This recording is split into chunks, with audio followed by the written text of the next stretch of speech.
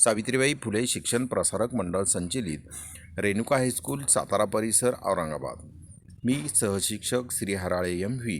विषय इतिहास, वर्ग 10वी, लेक्चर नंबर 22, टॉपिक नेम राजकीय पक्ष या पाठाचा उर्वरित भाग आज आपण अभ्यासणार आहोत।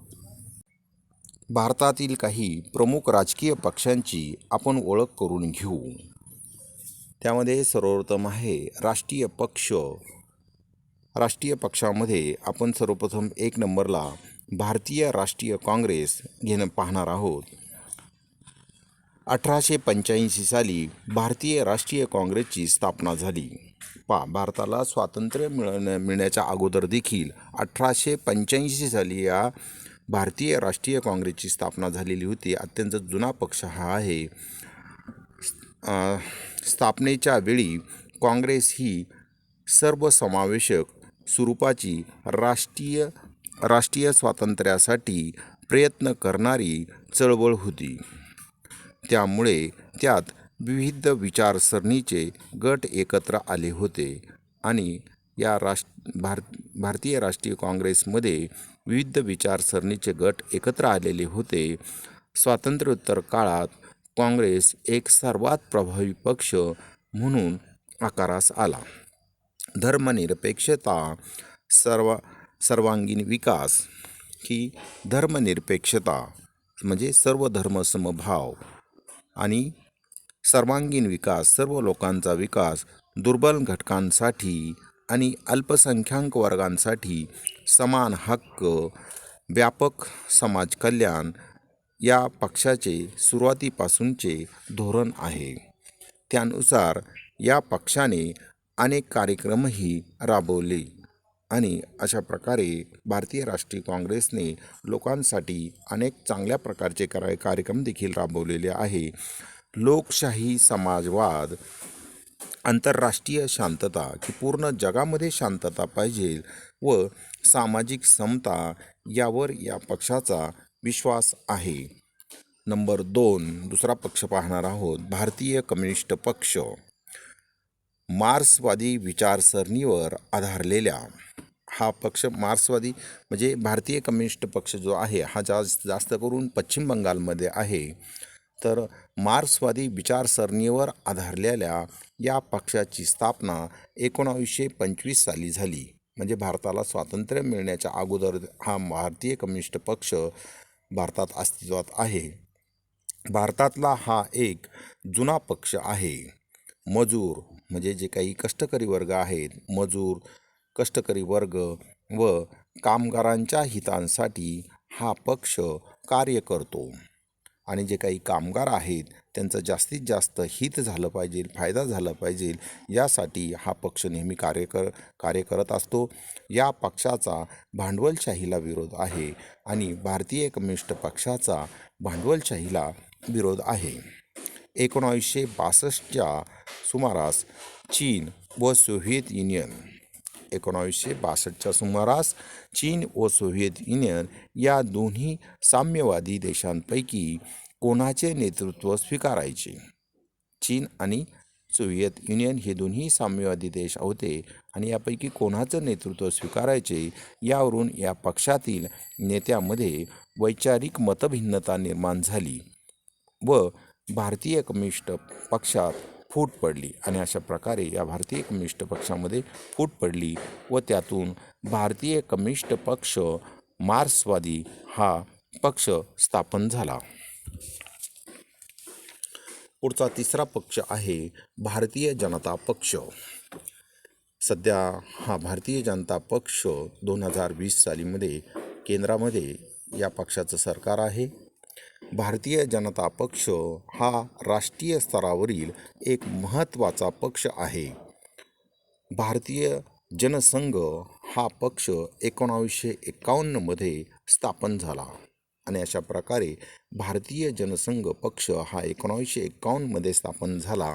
1977 मध्ये स्थापन झालेल्या जनता पक्षात भारतीय जनसंघ विलीन झाला आणि अशा प्रकारे हा 1977 मध्ये स्थापन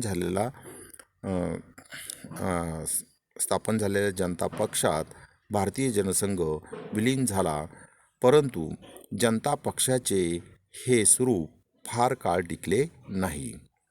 पक्ष फुटला आणि हा जनता पक्ष फुटला व त्यातील भारतीय जनसंघाने भारतीय जनता पक्ष या नावाने 1980मध्ये नवा पक्ष स्थापन झाला आणि अशा प्रकारे 1980मध्ये भारतीय जनता पक्ष स्थापन झालेला आहे.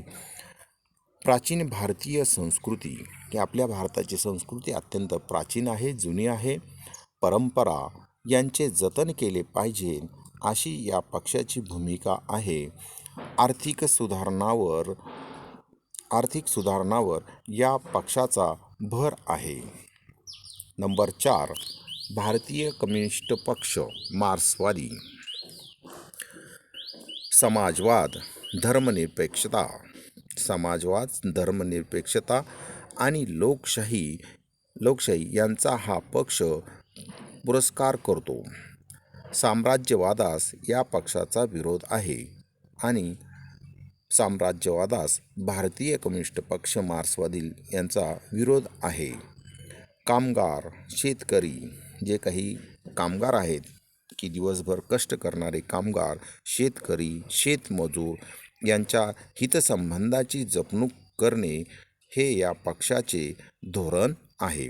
पुढचा 5वा पक्ष आहे बहुजन समाज पक्ष. हा जास्त करून उत्तर प्रदेशामध्ये आहे. तर बहुजन समाज पक्ष हा समाजवादी विचारसरणीचा पक्ष आहे आणि हा बहुजन समाज पक्ष हा समाजवादी विचारसरणीवर आधारलेला आहे. बहुजनांचे हित म्हणजे जास्तीत जास्त लोकांचं हित, बहुजनांचे हित हे या पक्षाचे उद्दिष्ट असून 1984 साली या पक्षाची स्थापना झाली आणि बहुजन समाज पक्षाची स्थापना 1984मध्ये झाली. दलित, आदिवासी, इतर मागासवर्गीय आणि अल्पसंख्य यांचा समावेश बहुजन या शब्दात होतो. तशा प्रकारे जे काही दलित आहेत, आदिवासी आहेत, इतर मागासवर्गीय आहेत आणि अल्पसंख्य या सर्वांचा समावेश या बहुजन शब्दामध्ये होतो. बहुजन समाजाला सत्ता मिळवून देणे हे या पक्षाचे उद्दिष्ट आहे. पुढचा पक्ष आहे राष्ट्रवादी काँग्रेस पक्ष. या राष्ट्रवादी काँग्रेस पक्षाचे अध्यक्ष शरद पवार आहेत आणि महाराष्ट्रामध्ये सध्या राष्ट्रवादी काँग्रेस पक्ष, शिवसेना आणि काँग्रेस या तिन्ही पक्षांनी एकत्र येऊन सरकार स्थापन केलेलं आहे. काँग्रेसमधून बाहेर पडून राष्ट्रवादी काँग्रेस पक्षाची स्थापना 1999मध्ये झाली आणि अशा प्रकारे राष्ट्रवादी काँग्रेसमधून हा पक्ष बाहेर पडून काँग्रेसमधून बाहेर पडून राष्ट्रवादी काँग्रेस पक्षाची स्थापना 1999मध्ये झालेली आहे. लोकशाही, समता, धर्मनिरपेक्षता या मूल्यांवर पक्षाचा विश्वास आहे. काँग्रेस पक्षाबरोबर युती करून हा पक्ष 1999 ते 2014पर्यंत महाराष्ट्रात सत्तेवर होता.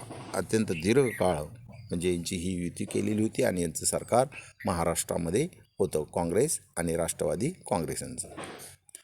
तसेच केंद्रामध्येही 2004 ते 2014 इतक्या प्रदीर्घ काळात हा पक्ष काँग्रेसच्या नेतृत्वाखाली आघाडीचा एक घटक होता. नंबर 7वा पक्ष तृणमूल काँग्रेस. तर हा तृणमूल काँग्रेस पक्ष पश्चिम बंगालमध्ये जास्त आहे आणि त्याच्या अध्यक्षा ह्या ममता बॅनर्जी आहेत. सध्या ममता बॅनर्जी पश्चिम बंगालच्या मुख्यमंत्री देखील आहेत. म्हणजे 2020मध्ये ऑल इंडिया तृणमूल काँग्रेस या पक्षाची स्थापना 1998मध्ये झाली. तृणमूल काँग्रेस पक्षाची स्थापना 1998मध्ये झाली. 2016मध्ये निवडणूक आयोगाने या पक्षाला राष्ट्रीय पक्ष म्हणून मान्यता दिली. लोकशाही, धर्मनिरपेक्षता आणि दुर्बल घटकांचे संरक्षण हे या पक्षाचे धोरण आहे. लोकसभा निवडणूक 2009 ते 2014 मधील राष्ट्रीय पक्षांनी मिळवलेल्या जागा. तर एक चार्ट दाखवलेला आहे, तुम्हाला स्क्रीनवर तो दिसत आहे. राजकीय पक्षांचे नाव, मिळालेल्या जागा 2009 आणि 2014. आता राजकीय पक्षाचे नाव आहे भारतीय राष्ट्रीय काँग्रेस. यांना 2009 मध्ये 206 जागा मिळाल्या आणि 2014च्या निवडणुकीत 44 जागा मिळाल्या. पुढचा पक्ष आहे भारतीय कम्युनिस्ट पक्ष. यांना 2009च्या निवडणुकीत 4 जागा मिळाल्या आणि 2014 मध्ये फक्त एकच जागा भारतीय कम्युनिस्ट पक्षाला मिळाली. पुढचा पक्ष आहे भारतीय जनता पक्ष म्हणजे BJP. यांना 2009 मध्ये 116 जागा मिळाल्या आणि 2014 मध्ये मात्र या पक्षाने प्रगती केलेली दिसते, 282 जागा मिळाल्या. पुढचा पक्ष आहे भारतीय कम्युनिस्ट पक्ष. यांना 2009च्या निवडणुकीमध्ये 16 जागा मिळाल्या आणि 2014च्या निवडणुकीमध्ये 9 जागा मिळालेल्या आहेत. भारतीय कम्युनिस्ट पक्ष मार्क्सवादी होता. त्यानंतर आहे बहुजन समाज पक्ष. बहुजन समाज पक्षाला 2009च्या निवडणुकीमध्ये 21 जागा मिळाल्या होत्या आणि 2014च्या निवडणुकीमध्ये एकही जागा मिळालेली नाही. पुढचा आहे राष्ट्रवादी काँग्रेस. यांना 2009च्या निवडणुकीत 9 जागा मिळाल्या आणि 2014च्या निवडणुकीत 6 जागा मिळालेल्या आहेत. चित्रामध्ये तुम्हाला वर्तमानपत्रातील काही बातम्यांची कात्रणं दिसत आहे.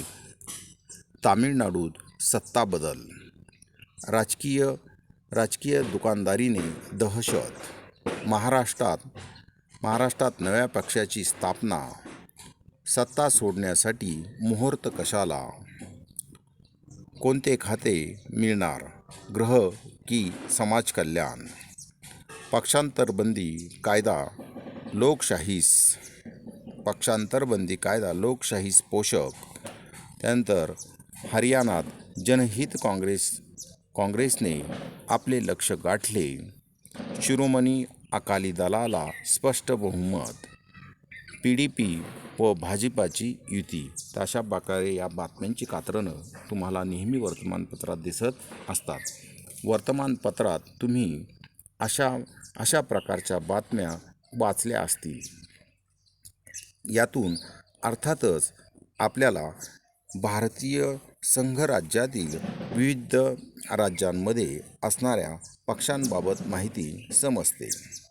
हे पक्ष केवळ राज्यांपुरतेच मर्यादित का आहेत? तर विविध पक्ष आपण पाहतो, काही पक्ष त्या राज्यापुरतेच मर्यादित असतात. आपण महाराष्ट्रामध्ये पाहिलं शिवसेना आहे, तर हे पक्ष फक्त महाराष्ट्रापुरतेच मर्यादित का आहेत असा प्रश्न आपल्याला पडतो. राज्यातील काही नेते राष्ट्रीय पातळीवर दिसतात आणि राज्यातील काही नेते मात्र ठराविक काही नेते राष्ट्रीय पातळीवर देखील दिसतात, तर काही राज्यापुरतेच प्रभावी असतात. असे का? प्रश्नचिन्ह. तुम्हाला पडलेल्या अशा प्रश्नांच्या आधारे आपण भारतातील काही प्रादेशिक पक्षांची थोडक्यात ओळख करून घेऊ. भारताच्या 4ही दिशांच्या राज्यांमध्ये काही प्रातिनिधिक पक्षांचा आपण इथे विचार करणार आहोत. भारताच्या विविध प्रदेशात विविध भाषा बोलणारे आणि परंपरा, संस्कृती यांच्यातही विविधता असणारे लोक आहेत. तर आपण भारतामध्ये पाहतो विविध भाषा बोलणारे लोक आहेत, विविध जाती धर्माचे आणि विविध परंपरा, संस्कृती जपणारे लोक भारतामध्ये आहेत. प्रदेश आणि त्यांची एक स्वतंत्र भाषा असे चित्र आपल्याला दिसते. प्रदेशांच्या भौगोलिक रूपातही विविधता आहे आणि प्रदेशांच्या भौगोलिक रूपातही काही विविधता आहे. महाराष्ट्रातील विविध भौगोलिक प्रदेशांचा तुम्ही अभ्यास केला आहे. महाराष्ट्र जसा मध्य प्रदेश, अथवा कर्नाटक यांच्यापेक्षा वेगळा आहे. त्याचप्रमाणे महाराष्ट्रातही भौगोलिक सांस्कृतिक विविधता दिसते आणि महाराष्ट्रात भौगोलिक सांस्कृतिक विविधता दिसते. आपली भाषा आणि आपला प्रदेश आपली प्रदेश यांच्याविषयीची आत्मीयतेची भावना निर्माण होऊन काही काळानंतर तिच्याबाबत अस्मिता निर्माण निर्माण निर्माण होऊ लागली की त्यातून प्रादेशिकता निर्माण होते. अशा प्रकारे की आपली भाषा आणि आपला प्रदेश यांच्याविषयीची आत्मीयतेची भावना निर्माण होऊ लागल्या की काही काळात तिच्याबाबत अस्मिता म्हणजे एक प्रकारे प्रेम निर्माण होऊ लागली की त्यातून प्रादेशिकता निर्माण होते. लोक आपल्या प्रदेशाच्या हिताचा व विकासाचा प्राधान्याने विचार करू लागतात. आपली भाषा, आपले साहित्य, परंपरा, सामाजिक सुधारणांचा इतिहास, शैक्षणिक व सांस्कृतिक चळवळी इत्यादी बाबत अभिमान वाटू लागतो व त्यातून भाषिक अस्मिता प्रबळ होऊ लागते. आणि अशा प्रकारे ही भाषिक अस्मिता म्हणजे तिच्यावरचं प्रेम अत्यंत प्रबळ होऊ लागतं. आपल्या प्रदेशाचा विकास व्हावा आणि आपलाच प्रदेशाचा विकास व्हावा, तेथील साधनसामुग्री व रोजगारांच्या संधीवर आपला हक्क असावा, या भावनेतून प्रादेशिक अस्मिता आकारास येऊ लागते. आणि अशा प्रकारे ही प्रादेशिक अस्मिता आकारास येऊ लागते. अशा प्रकारच्या भाषिक, प्रादेशिक, सांस्कृतिक व त्यांच्याशी संलग्न अस्मिता संघटित झाल्या की त्यातून प्रादेशिकतेची भावना बळावते. त्यातून काही वेळेस स्वतंत्र राजकीय पक्ष अस्तित्वात येतात आणि त्यातून काही स्वतंत्र राजकीय पक्ष देखील अस्तित्वात येतात. तर काही वेळेस विविध दबाव गट आणि त्यानंतर काही विविध दबाव गट, त्यानंतर चळवळी निर्माण होतात व सर्वांचा हेतू एकच असतो व तो म्हणजे आपल्या प्रदेशांच्या हितसंबंधांचे जतन करणे आणि आपल्या प्रदेशाचं हित झालं पाहिजे, फायदा झाला पाहिजे, यासाठी ते प्रयत्न करू लागतात. Thank you. Next lecture number 23, topic name राजकीय पक्ष, या पाठाचा उर्वरित भाग आपण नंतर अभ्यासणार आहोत.